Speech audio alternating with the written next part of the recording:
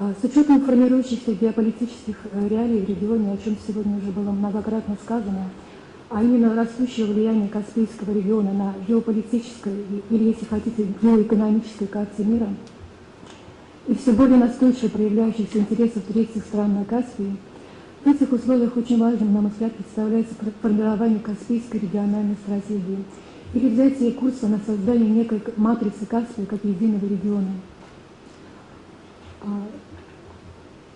связанного не только географически, но и определенными внешнеполитическими инициативами, экономическими проектами, гуманитарными связями и интегрированным информационным полем.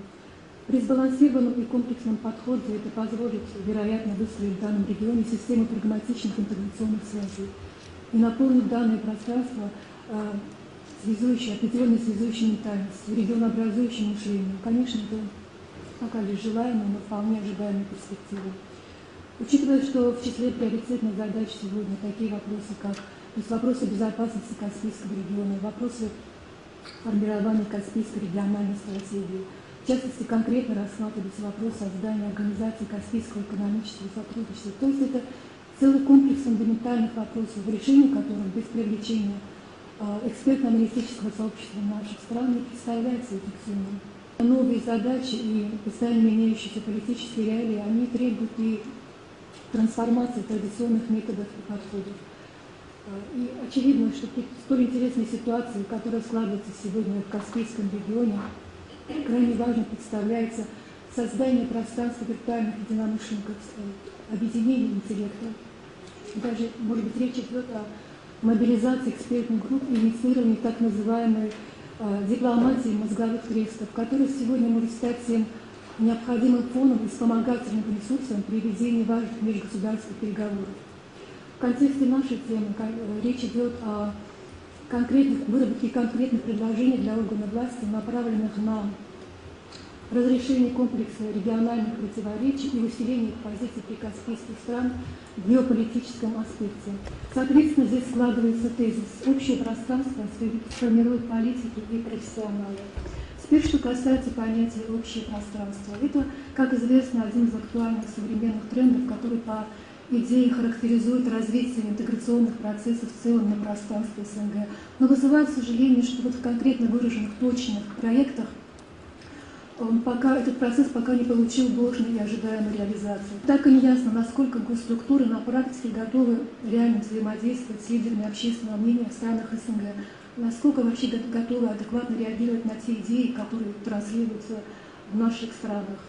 Однако понимание того, что сегодня процессы модернизации не могут быть эффективными и понятными, если не будут внедряться дополнительные государственные механизмы реализации политических решений интеграционного характера, пока не присутствует. На самом деле сегодня необходимо функционирование различных интеграционных схем на поле в нашем пространстве, которые связывают не только правящие элиты, но и общество наших стран. Это пространство все равно будет заполняться стихийно и непоследовательно, поэтому здесь очень важно представляется работа на перспективу, учитывая как глобальные тенденции, так и внутристрановую специфику. Здесь также важно понимать, какие проекты, то есть какие модели сотрудничества могут быть предложены к рассмотрению и взяты нами на реализацию. Отвечая на заданный вопрос, очень важно четко расставить акценты, в каких целях те или иные интеграционные форматы нужны нашим странам и обществу, какие факторы и движущие силы могут служить в качестве интеграторов на данном пространстве, в том числе в Каспийском формате. И почему, с какой целью представители наших стран и обществ могут стать участниками или частью этих интеграционных проектов. Здесь также важно учитывать, что наше общество, переживающее сейчас сложное время самоидентификации в сложных и меняющихся реалиях, их объединяет необходимость встраивания и включения в те или иные интеграционные схемы для получения базовой основы в своей повседневной жизни. Суть современных подходов заключается в концептуальном использовании уже существующих образований, в том числе экспертных, медийных, исследовательских, их объединений и последующем структурировании в более крупных форматах.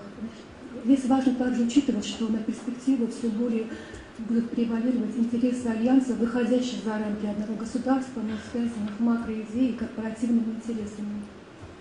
Значит, схема действий такова: определить партнеров, объединить, структурировать и координировать по брендам таких организаций, сетевых организаций. Как, к примеру, сейчас вот уже говорили о создании КС.